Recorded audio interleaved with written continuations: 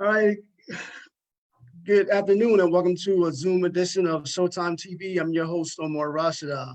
Now joining me live for the first time, I'm meeting her for the first time. She's a very special guest. She is running for the United States United U.S. Senate, and she's looking to unseat Chris Coons. We have Jessica Scarane. Jessica, good afternoon and welcome. Thank you. Thank you so much for having me on. All right. So let's get your background for those who don't know you. Just talk about your professional background in terms of your education and what do you do in terms of your career?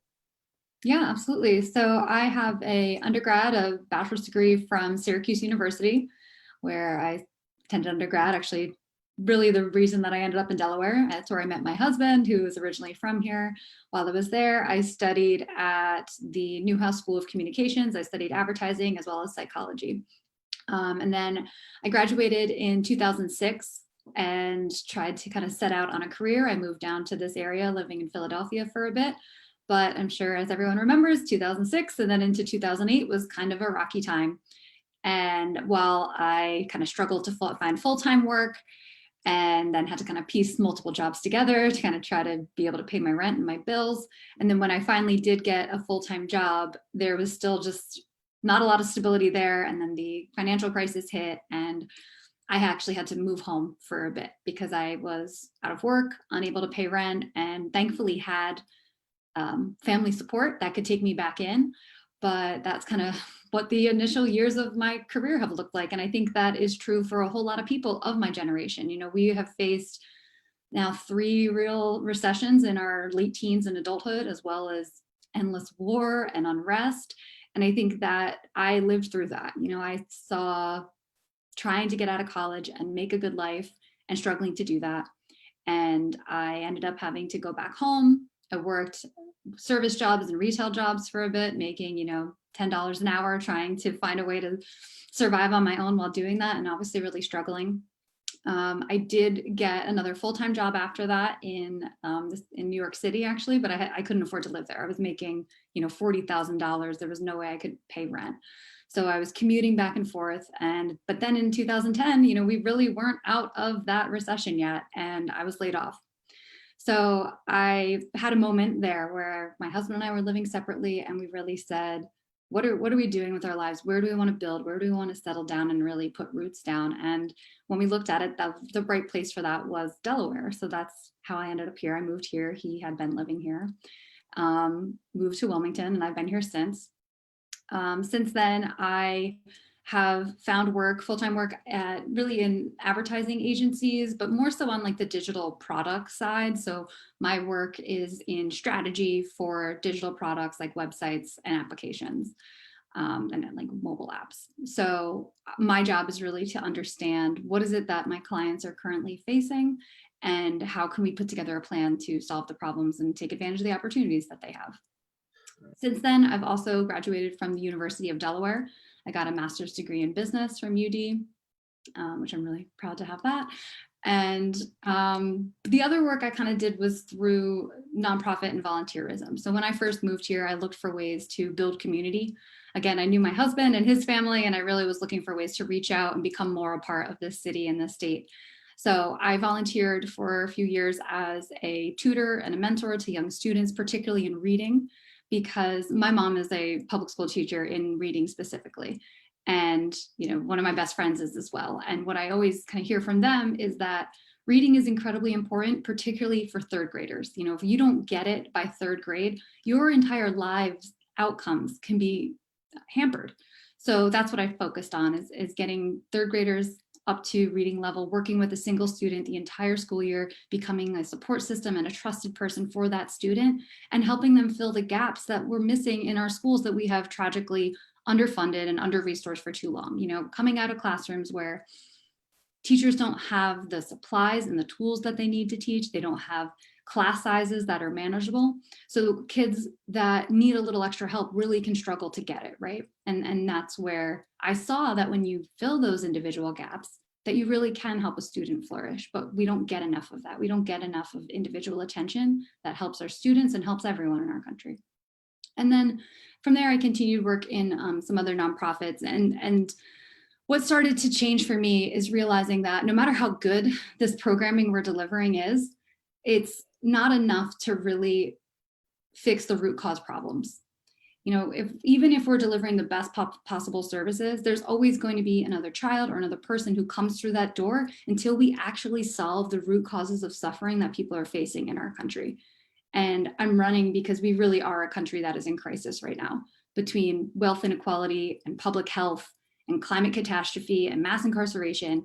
And we just cannot accept this status quo anymore. You know, for my entire lifetime, we have really only had leaders who just nibble around the edges of these problems. And it's led to this government that is failing to adequately support its people. And like I said, I've seen the effects of that. And it's really time that Delaware and our country have leaders that are more focused on solving the root causes of these issues. Right. I mean, before we tackle the issues that you want to address as the U.S. Senate, just if you can define for myself and those who are watching, what are the roles and responsibility of the U.S. Senate, one who sits in that position? Because there's so many people running for different offices. You got state rep, you got state this, state that, you got mayor, you got city council. So what are the job duties, responsibilities? Well, absolutely the legislative responsibilities, right, of writing bills, enacting bills, trying to get legislation passed. What's unique about the Senate is that there's also a role of appointees and approval of appointees, which is part of the reason that I'm running for this seat. As a senator, you vote on judicial appointees as well as cabinet appointees for the president and the executive branch. So there's that role as well, which is incredibly important because you are influential in making the face of the judiciary branch in our country. And that's really a place where I've been disappointed by the actions of my opponent. Right. The thing that I think I look at a little bit different though as well is that I think that we need people in positions of power who think a little bit more like activists and advocates and actually use that platform to push for change and to build political will and political mandate from the ground up. Because I don't think it's enough to really just go to Washington and make the quote unquote right vote. I really think it's imperative that we have leaders who use that platform to raise up the voices of the people who are doing the work on the ground. You know, there are so many activists and organizers who are fighting for a better world, but there's a disconnect between them and our legislative branch or our government right now. And I think we need more people in power who recognize that that's actually where the change comes from and coordinates with those people and gives them the platform to make sure that their voices and their views are getting out. So that's really a different bend that I think I want to bring to this position as well, and use that to enact change, not just here in Delaware, but nationwide. Use that power to say, there's a person in the Senate who we really need to replace because they are holding back the progress that our country needs, and using that power to push the energy of voters and of the organized people that are behind your campaign to push for that change. One of the issues you're very sincere about is the issue of prisons. There are many who will say that prisons are they're overcrowded, you know, especially among African-American males. And I'm looking at this COVID thing and I'm wondering, man, how can they practice safe practices in the prisons, because prisons are overcrowded. You probably got like 4 or 5 people in a cell. And many people are advocating for the release of non-violent offenders. So what is your stance in terms of the prison system? Yeah, I think like so many of the things we're talking about right now, all of these problems existed before COVID-19, right? This is just exasperated them and pulled back the curtain for so many more people. But it has made a real public health crisis in our prison systems here. From the beginning, I have called from back in March that we release pretrial detainees. Those are people who are in prison who have not been charged with or who have not been convicted of a crime. They are unable to say post bail, so they are being held in jail because of that. So it's disproportionately lower income or people of color as well. Then also releasing nonviolent offenders. These are people who are being held on charges that, you know, are nonviolent crimes, and then people who are close to the end of their sentence. So if you're within 6 months of your sentence ending, or if you are particularly elderly, those are people that we have been looking to release to create space in these prisons, because across the country, prisons are overcrowded already. And then when you introduce the possibility of bringing in a deadly virus, it's inherently a hotspot. The likelihood of spread is incredibly high, and we have seen that here in our state as well as across the country. So those are things that we could have done to protect people. And I think I was incredibly disappointed by the response from the Department of Corrections Commissioner, which I really believed just looked at people who are incarcerated in a really inhumane way. And she made comments that made it seem like she didn't think the problem was as serious as it could be, that she said that people who are incarcerated would be safer in prison than they would be at home. And we heard, yes, they're cleaning and the whole place smells like bleach was the comment, but this is an airborne disease, and cleaning surfaces is good, but it is not necessarily the best way to deter spread. And there was not adequate masking happening for staff and guards or in prison people. So we have now seen, I believe it's up to 10 people who have died in our prisons from coronavirus. And I think that is a real, it could have been completely avoided if we had taken proper precautions and protected people's lives, because there's not obviously freedom of movement in a prison. You're not able to make the choices that you need to social distance, and we've seen the effects of that now. But like I said, this is really a problem that existed before this, right? We have, in the state of Delaware, we have a higher rate of incarceration than the average of the United States.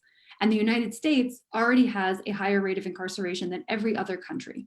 So Delaware is incarcerating a higher rate of people than every other country in the world. And it's disproportionately Black people. Black people make up about 20% of our population, but they make up about 60% of our prison population. So there is something wrong with our mass incarceration system that we are using as a single tool to try to solve problems in our society when it is not the right way to solve every single problem. And I think that is what we are seeing with the protests that we have been a part of in the spring, is a real call to look at the concept of public safety differently, and to say that we can imagine public safety to be a concept of a system where everyone's health is taken care of, where their education is taken care of, where they have a job, where they can actually have good wages, and housing that is safe and affordable and doesn't make them sick. These are the things that actually make communities safe. And that's what we're calling for investment in. And speaking of jobs, wow, when this virus hit March, April, people's businesses had to close. People lost their jobs. Wow, and they're still suffering. And I mean, I've seen post on Facebook that people try to apply for unemployment, and they're just going through the Delaware state internet. They had difficulties, even filing for unemployment. So if you succeed and win the U.S. Senate, how will you bring jobs back in Delaware? Yeah, so I really think that the shutting down is the right response. I want to be clear on that, right? Like, that was the thing to do. We needed to say, stay home until the spread of this virus ends. But what we didn't do was actually provide people with what they needed to be able to stay home. So we shut things down, but we didn't give adequate support to people. And that's really what we're seeing the ill effects of now, because we had a public health crisis, and then we allowed it to cascade into an economic crisis. And now the real concern is that it's going to cascade into a housing crisis, where people are going to be evicted or foreclosed on and lose their housing. So I'm just incredibly disappointed, particularly with the federal response to this, because we could have done so much more to protect actual working people. So you're right. What has now happened is that millions of people have lost their jobs. And along with it, they've lost health insurance, which is a whole other issue within the midst of a pandemic. So during this crisis, I absolutely support, there's a bill right now in the Senate from Senator Markey, Senator Kamala Harris, and Senator Bernie Sanders, to be giving people $2,000 a month for the duration of this pandemic, as well as at least 3 months afterwards, because that is what people need to actually stay home and to survive and keep stability in their lives. We have introduced so much instability for people, and it was unnecessary. The next piece is really looking at who gets a bailout, who gets a stimulus, because we have seen a much more corporate focused stimulus. And while corporations got their money really quickly in March, to your point, there are people who still haven't been able to get unemployment. And we put that on the states. We said, states, change your system. We're going to give people an extra $600 a week. We're going to get people who were otherwise self-employed or gig workers, they're going to be able to file for unemployment. But none of these states were prepared for that. And none of the technology could support it, which is why we're seeing these really long wait times for people. So these things could have been administered directly from the federal government. And that's really what I would support here. And we also really have to look at the concept of creating a government that actually works for people. And I think that's why we have seen what the people getting left behind so often when crisis happens. You know, what happened in 2008 is that even as the economy started to recover, jobs recovered more slowly and more people went back to work for part-time work or work where they were making lower wages. And that's what we really have to protect against. We have to make sure that what's coming after this is actually good for the people, not just good for corporations. And I really look at this moment as honestly a real opportunity for something like the Green New Deal, which is a initiative to remake our economy for the coming climate catastrophe and stave off that catastrophe. But what's included in projects like that is it's a large public works project that we can use to put people to work. It's called the Green New Deal because it's reminiscent of the original New Deal that got us out of the Great Depression. So we have tools at our disposal to do this. We can put people to work and through a federal jobs guarantee, and then also end our dependence on fossil fuels, build broadband, high-speed internet to every single home, which we still lack in our state, and use that as an opportunity to completely remake our economy and make it worker focused. So that's what I would be advocating for right now. You know, and on the same lines, I remember when this thing first hit and small businesses were, I guess, promised that if you apply for a loan, you'd be eligible for a loan, and then it may turn into a grant. But it seemed like only the big corporate people got the loans, and the little people were denied. Yeah. Yeah, and I think that's just been the story for so much of this, right? Like even the quote unquote small businesses that got loans were still pretty massive businesses. And you had to have an existing relationship with a bank for them to sort of give you preferential treatment to get that processed. And a lot of places, particularly a lot of the restaurants and bars here in the city of Wilmington where I live, have now closed and they're not going to come back because they couldn't survive this. And I think that we have seen over and over that the infrastructure to deliver money to the biggest corporations in our country is set up. You know, those pipes are laid. We can move money through the Fed and just get them loans and get them credit without a problem. But as soon as it's like, how do we support the people? How do we support true small business owners? There's no groundwork there. And that's really what we need to build out. And what I think is it's frustrating that the state of Delaware got both the fewest loans and also the lowest value of loans. And then when our news journals started kind of digging into it, they started finding that some of the companies that said they were Delaware companies don't even operate here and don't even seem to operate at all. So wow, we really didn't see a lot of benefit in our state from that. And what ended up happening is you're going to hear the banks thanking, frankly, my opponent. There's ads that are running right now thanking my opponent from the American Banking Association for supporting that bill to help small businesses through the COVID-19 pandemic. But the thing is, banks made billions of dollars processing those loans. So again, the top gets to sort of shave off a huge portion of the benefit for themselves. And yes, did some small businesses get to survive and pay their workers? Sure. But how many struggled to get those loans? Far too many. When we could have said, we're going to replace salaries from the federal government directly. We're going to replace what the small business owner needs to be able to pay their rent and pay their bills and basically hit pause on everything. These are all things we could have done, but instead we funneled money to the very top and left the workers and the people to struggle. Right. You know, you mentioned the stimulus checks. One of my coworkers, she has a girlfriend that has a relative that lives in Canada, I believe, and she was saying that they get like $2,000 a month. And I was like, wow, I mean, here in the United States, they're just struggling just to get a second stimulus check going. Yeah. I mean, some people haven't even gotten their first one. They don't even know if it's coming. Right. Or it got deposited in a bank account that they don't have anymore, or the bank decided to garnish it because they owed them overdraft fees. Like it is completely a perfect example of how we leave working people behind. And I think that Canada example is a great one. Like this isn't mystifying. This isn't impossible. Other countries are completely capable of it. We need people in power who recognize that they should be working for the working people of our country. And that until we get there, it's going to be really hard to see that change. I have three other politicians on prior to you, and one of the questions that I asked them, but I want to ask you is about housing.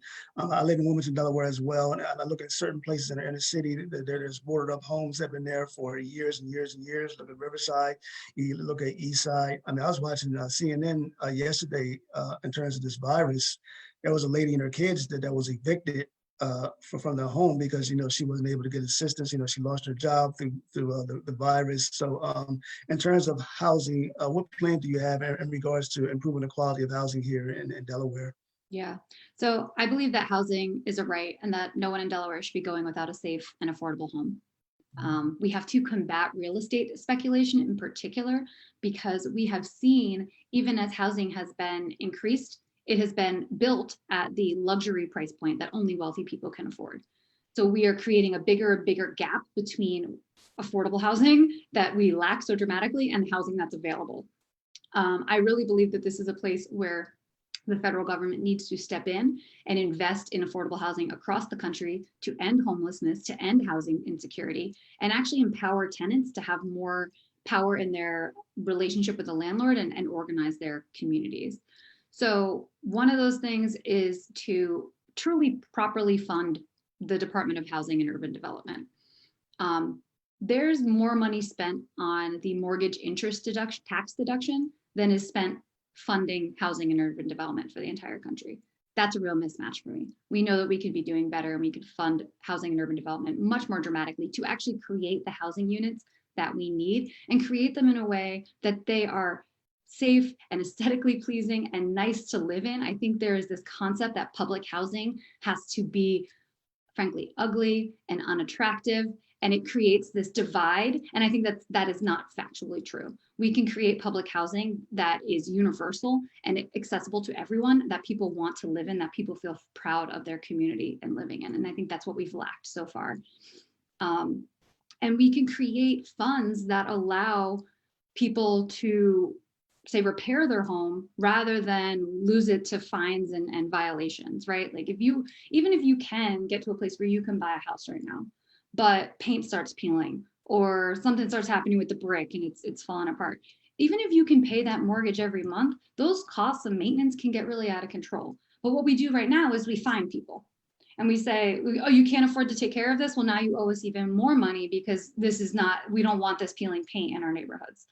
And I think we have this punitive concept for things that we absolutely have to change. Instead of saying, you owe us money, why aren't we saying we have a community fund that we've created to allow people who need help to repair their porch or repair their brick, whatever it may be, to get help to do that, so that we keep people in housing and we don't create these empty vacant homes that people just get pushed out of.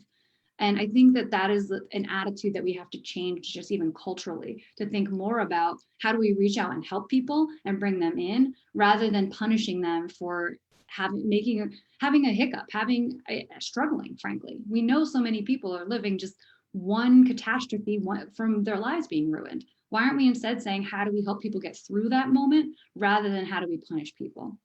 Definitely. Before I forget, you touched on, you're an advocate for universal health care. Yeah.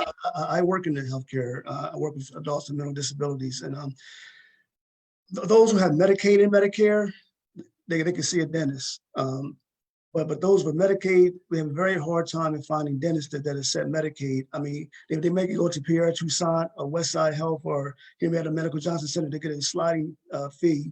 But for the most part, Medicaid just won't pay for dental. Also, just maybe within the last year, some of the clients we have, well, all the clients we have that have Medicaid, they came and get an eye examination. So I mean, wow, and people need it.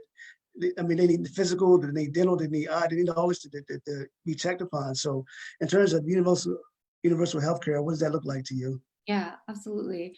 So, I see that so many people just can't afford to go to the doctor in our country. And it's either because they're uninsured or they're underinsured, or the point that you're making that we have this kind of patchwork network of coverage that covers some things and not others, or you can't find a place to actually use your coverage. So that's the current situation we're in. And yet we still are finding some way to spend more than almost any other country to get worse results for people. So we can absolutely guarantee comprehensive coverage of medical, vision, dental, and mental health care, addiction services, long-term care for every single person in this country. And we can build out healthcare infrastructure to ensure that every person can actually get to a doctor, because right now that's another issue of so many people just don't have a primary care doctor because there isn't a medical office near them. And that we have closed so many hospitals, particularly in rural areas or lower income areas. So even just getting a doctor when you have insurance is still a struggle because we don't do enough of investment in our medical infrastructure. So I believe we need to be fighting for it, and we absolutely can have a medical system that is called Medicare for All and covers a whole person. Like the idea that we have to break down these pieces, right? Like I have corrective lenses. I don't see that well, but I have to have separate coverage for that. And I have, it's funny, I was just talking on a Twitter back and forth about this with some other candidates here in the state, because I don't know if you saw, but AOC had put up that a story on Instagram about how Republicans often make fun of her teeth and talking about how, you know, being able to have braces, being able to have good teeth is a privilege. And a lot of lower income people really struggle with that because of things like Medicaid, not really getting good dental coverage or finding doctors who can have it. And we were talking about the fact that every single person needs dental health care. It's not something that should only be accessible to the wealthy, because if you have an issue with a tooth, if it becomes infected, it can actually cause larger problems in your entire body. So this idea that we break up pieces of our body and say, this gets one type of coverage, this gets another, and it's all very expensive is completely nonsensical. We need to treat the whole person. So that is what I'm fighting for. And I think it's important to note that while we're talking about Medicare for all, it's not necessarily Medicare in its current state, right? Like people will often say things about, well, the Medicare reimbursement rates are too low. We're going to have doctors that don't want to actually participate in that program. There's actually a change involved here to Medicare as a concept as well. So you could say that maybe it's the wrong label, but it's catchy and it helps people identify what we're talking about. But it's really about moving to a system that treats reimbursement and payment more about what does it take to run this hospital? What does it take to pay the staff? What does it take to supply the hospital, rather than let's line item out every single IV bag person this got, every single Tylenol this person got, whatever it might be, and charge for that. It's much more, again, getting to this holistic place where we can be focused on the health of the patient rather than the individual line item treatments and what it's going to cost. Yeah, and then speaking of medications, you know, some of the copay or some of the medications are so expensive, people decide to listen. I can't afford my medications because I got to pay my rent. I got to buy food. So man, No, wow, you're right. You're absolutely right. And that's a place where, again, like I'm pretty disappointed in the record of my opponent of voting against a bill that would have allowed for importing drugs to lower prices. I believe that we need to absolutely push back on the, frankly, stranglehold that pharmaceutical companies have in pricing. Look at what's even happening with coronavirus treatment. We're seeing the same exact drug that in the US, people are going to be charged over $3,000 for it, and it's going to be about $60 in India. And the reason for that is because our country allows it, and our country allows us to be abused that way. So I believe that we can absolutely cap the costs of out-of-pocket costs of drugs so that people can get what they need to survive without having to go bankrupt. I mean, I've had that exact conversation over and over of someone who is diabetic and relies on insulin and is spending over $3,000 for a 3-month supply of insulin, but is on a fixed income. Like, who can do that? And they're making choices about what can I eat?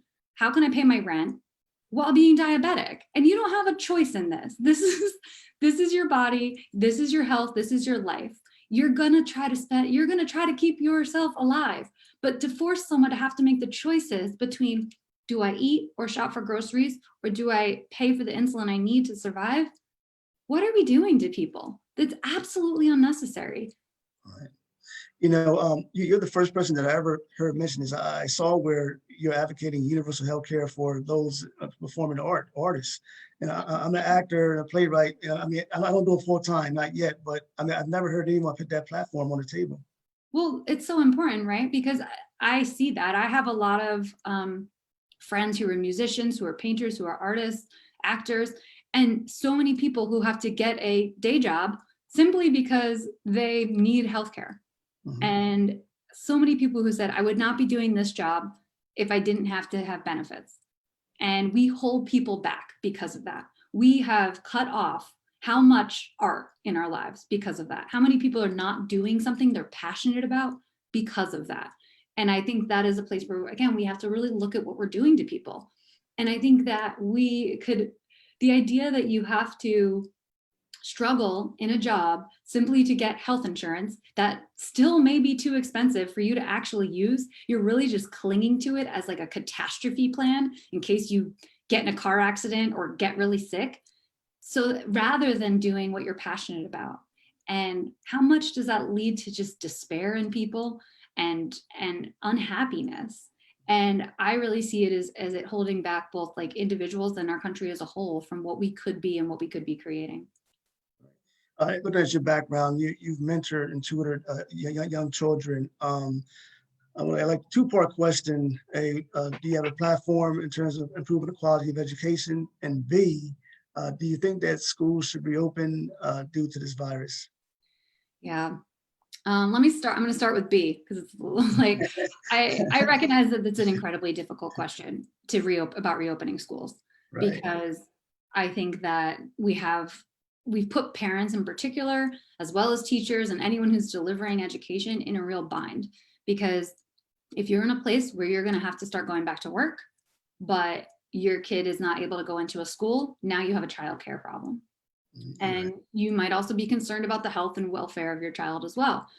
So I'm really concerned particularly about how this is going to affect the lives and jobs of parents, but honestly, mothers in particular. We're already seeing that there are women who are dropping out of the workforce to stay home and care for kids, when they don't want to, right? Sure, if that's what you want to do, absolutely. But if you need to be working but can't get childcare, you're again caught in a place where now you have to make a really hard decision. And I think that's what we're seeing with this response, is we are forcing individuals and even individual school districts to make hard decisions without really enough information. Even just passing it down and saying, everyone is kind of like passing the buck. It's like the federal government's just saying, like, figure it out on the state level. And then we have states that are saying, like, figure it out on a school district level. And rather than having a concerted effort. And I think this idea, even what we have in the state of like, oh, you can do a hybrid model, is still like, it's leaving it up to districts to try to figure out the right way to handle this. And I don't think there's really enough information. And I think people keep pointing to, oh, this country reopened the schools and they didn't have a problem. This country reopened and they didn't have a problem. But in almost every single one of those cases, the country had infection rates under more control than we currently do. And we saw what happened just in Georgia. They went back and hundreds of people ended up infected. So I do think that it's a point of struggle. I don't know that, from what I'm hearing from most people, they feel pretty uncomfortable about the idea of reopening schools. There's also a whole lot of people who are very concerned though about like the mental health and the social health of our children. And I completely understand that. So I don't know that I have the right answer, but I do think that it does not seem that we are at a point where we can safely reopen. Particularly when we're talking about classrooms being overcrowded, particularly when we're talking about the fact that this myth that children don't contract the virus has been disproven. And in fact, a 7-year-old died from the virus. Exactly. And that was already really, I think, dismissive of the fact that everyone else in the school is an adult. So even if the kids can't get it, which they can, you're still dismissing the fact that we have adults running the school. We have potentially people who are going to have their own, complications or pre-existing conditions that make it more dangerous for them. And we're really, again, I think we are putting way too much of the burden on workers, forcing them back into the workplace rather than actually doing what's necessary to take care of people. segueing to more platform pieces from that, I mean, kind of where I was starting with, we are forcing parents into a bad bind of where they might not have a place for their child to go during the day. I believe that we need free universal childcare. There's no reason that people should be spending more than their mortgage to pay for childcare. This is something we could absolutely deliver as part of our free public education system. I believe we need to extend that public education system. We know that education creates opportunity. We know that that's how people flourish in life, but we only deliver K through 12. So we can deliver childcare, we can deliver pre-K, and we can extend that to trade schools and public colleges as well, so that the ability to pay is never a barrier to someone getting an education like it is right now. Right. You have the opportunity to make history being the first female in the U.S. Senate in the state of Delaware. Kamala Harris have the opportunity to be the first woman of color as vice president. What would that mean for the country and for Delaware to have its first female U.S. senator and the first vice president of the United States being a woman of color? Yeah, well, I think it's important because particularly, I mean, in our state, the majority of people in our state are women, and they've never had representation in the Senate by a woman. I think that, you know, it's important to note that we only got our first woman congressman and first Black congressperson 3 years ago in Lisa Blunt Rochester. So we've been kind of honestly behind in a lot of ways when you look at other states and the progress in terms of representation. And I do think that representation matters. It's important to see the people who look like yourself doing the work for you. And I think it also brings the fact that people, different experience is incredibly important. Like having more working people in our government is incredibly important because they're bringing the perspective of what it's like to have experienced these things and these problems that we need to solve. And there's far too many people in our government who've just never had that experience at all. I don't think there's a single senator with a net worth under $1 million. So we know that doesn't look like the rest of the country. And I think that representation certainly matters, but I also think it's really important to say, like, what is that person fighting for too, right? Like policy really matters as well. I don't think it's a win to get a woman senator if that woman senator is going to be fighting for corporate power and on the backs of working people, right? So I think it's like really important to make sure that those things are intertwined, like fighting for the right things and better representing the people of your state or of your country. And I think that's absolutely what we should be pushing for. But I think it's important to break down those barriers and get past this point that we're still having firsts in 2020. Right, definitely. So right now you're campaigning, you're going door to door, talking to residents. Are there any top 2 or 3 common areas of interest that people are expressed to you in terms of improving situations here in Delaware? Yeah, absolutely. And we've hit on some of them already. It's consistently throughout this campaign, I've been talking directly to voters since early November, and it's pretty much always the same 3 core things. And it's healthcare, absolutely healthcare, almost always number 1. Even if you have good insurance, you think you're at a point now where you're realizing how unstable this system is and how fragile it is. The other is really the intersection of economic justice and housing justice, like we were talking about before. People are struggling. There are way too many people who are working 2 and 3 jobs just to try to keep a roof over their heads. And that roof is often not in good condition, not safe, and not affordable. In a state like Delaware, you need to be making about $22 an hour to afford a modest 2-bedroom rental. But we have a state minimum wage of $9.25. We have a federal minimum wage of $7.25. So I believe that we have to raise the minimum wage to at least $15 an hour and tie that to inflation so that we don't have to keep having this fight over and over again. But we also have to be fighting for more labor power in our state, in our country, so that workers have more control within their workplace. And same thing with housing. Like affordable housing is a real problem here. People they think about New York or Seattle or these big cities when they think about housing crisis, but it's a problem here. There's about, I don't want to mess up the numbers, but I know for about every 100 people in our state who need affordable housing, there's only about 40 available units. So we have people in a place where they can't find a place to live. Even if you get assistance, let's say you get a voucher or to help you be able to afford your housing, so many of those vouchers go unused because there's not the housing stock to where people can actually use them. So that's when I come back to, again, that federal investment and actually building out the housing stock that's necessary. And then the third is really often about climate change. You know, Delaware is the lowest lying state in the country. And we are already seeing the effects of things like rising sea levels. We are losing farmland to saltwater intrusion. So the saltwater is in coming into the water table and ruining farmland. It also means that we are potentially losing drinking water and clean water, which we already know we don't have the most clean water here in our state. We're seeing more flooding. We're seeing more extreme storms. I mean, just last week, there was multiple tornadoes in our state.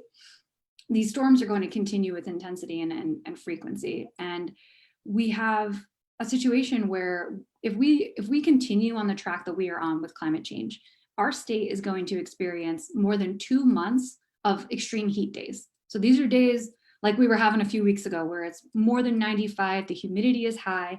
And it's not just that that's uncomfortable, it's a real health issue for people who have asthma or struggle to breathe. It makes air pollution worse. And it actually impairs your cognitive ability as well. And on top of that, as sea levels rise, we run the chance of losing landmass of our state. The models right now show us losing about 10% of our state to rising sea levels.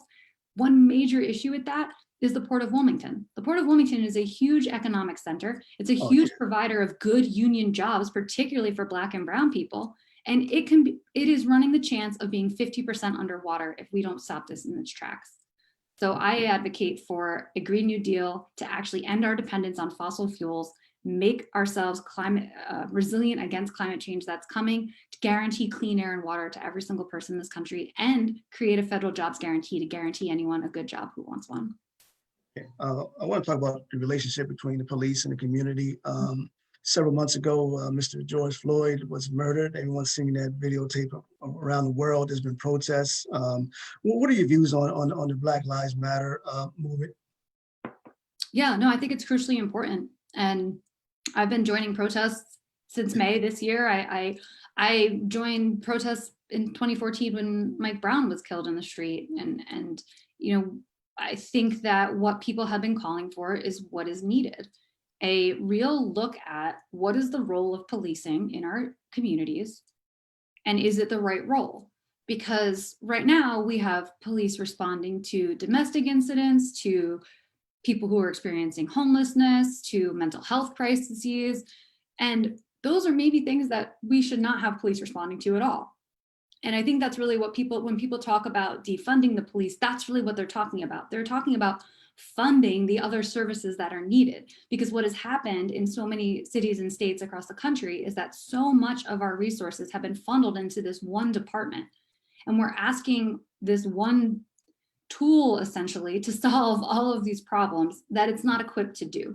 And what we've done instead is we've created these police departments that have equipment that is this military grade equipment that should not be on our streets. Those are federal programs that we can end.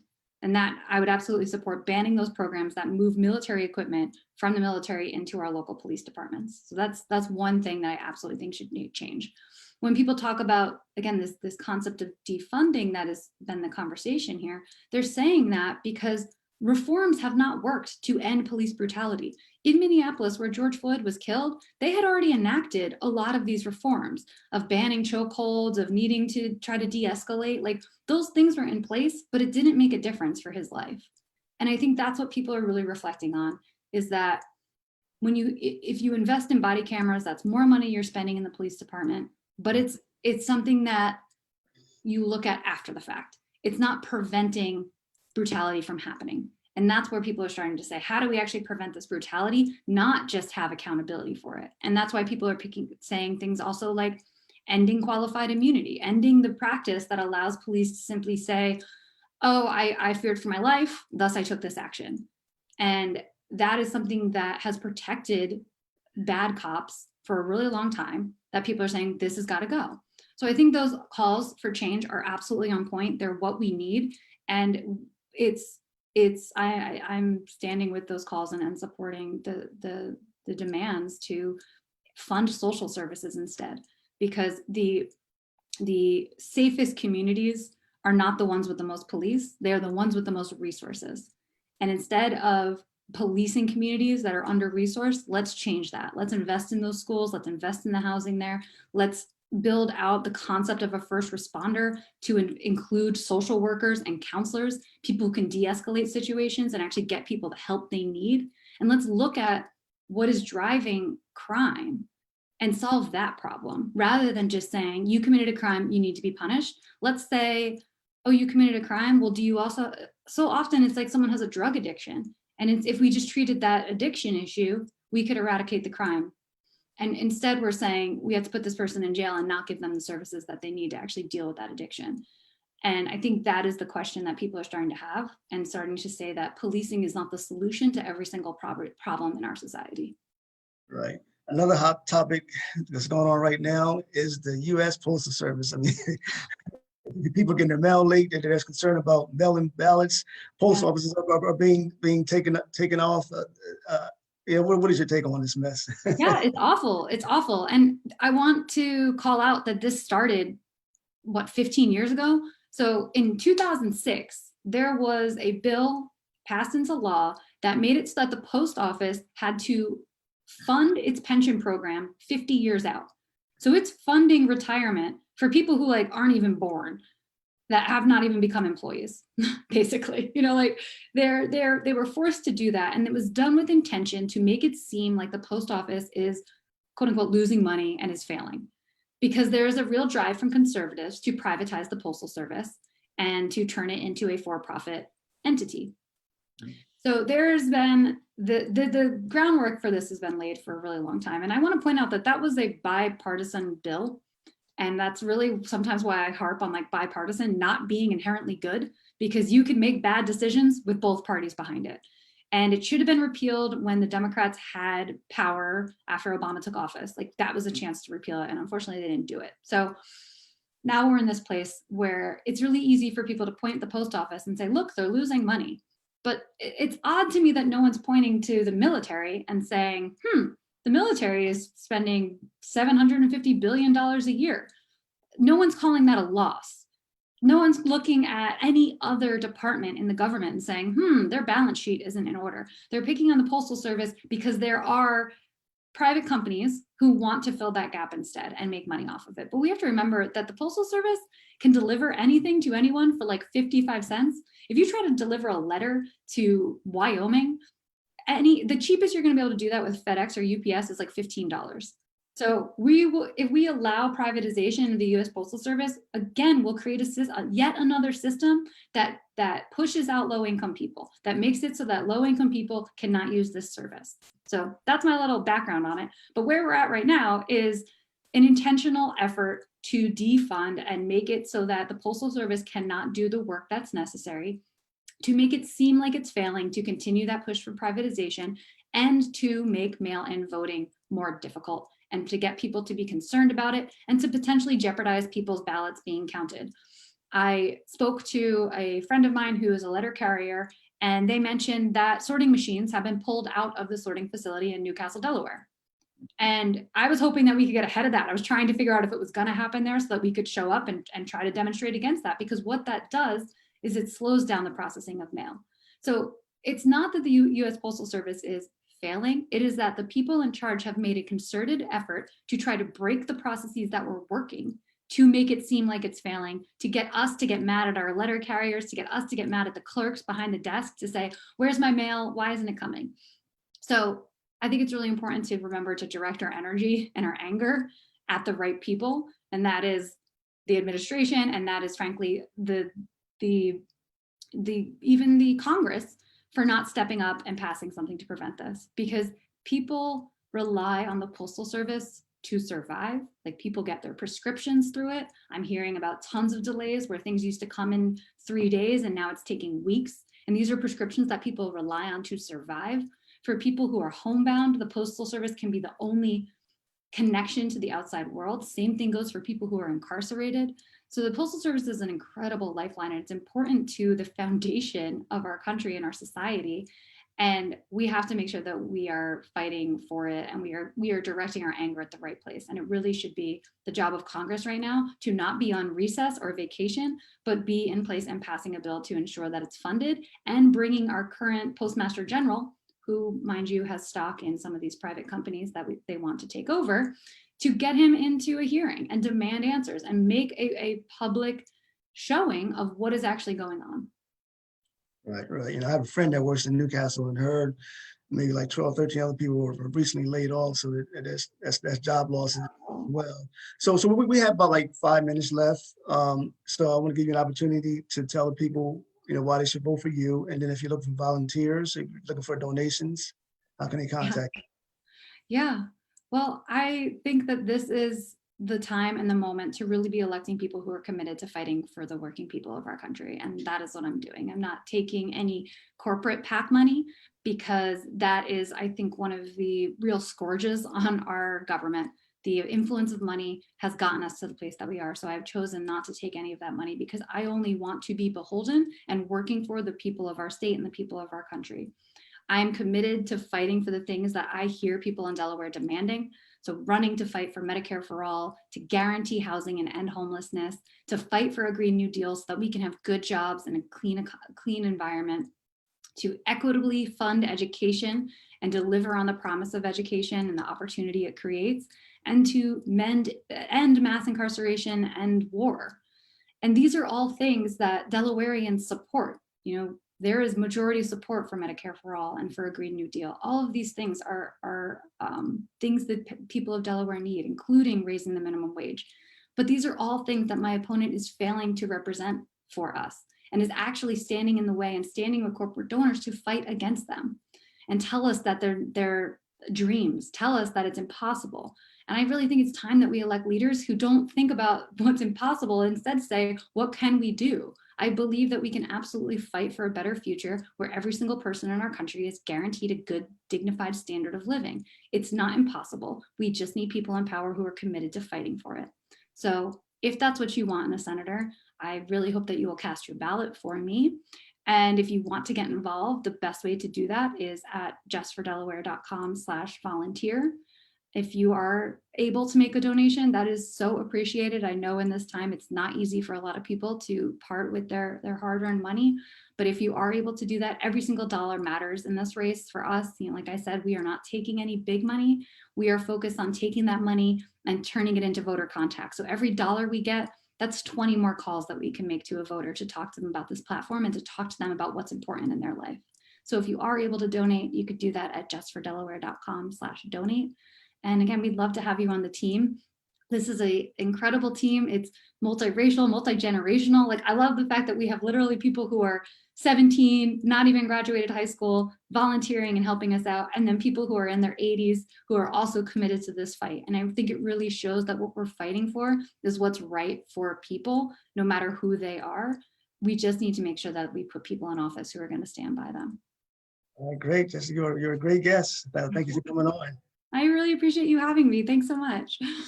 Thank you for tuning into another edition of Showtime TV. I'll be back later on this evening. I'll be interviewing Just the Right at 6 o'clock. Okay, Jessica, take care. All right, you too. Bye. Bye-bye.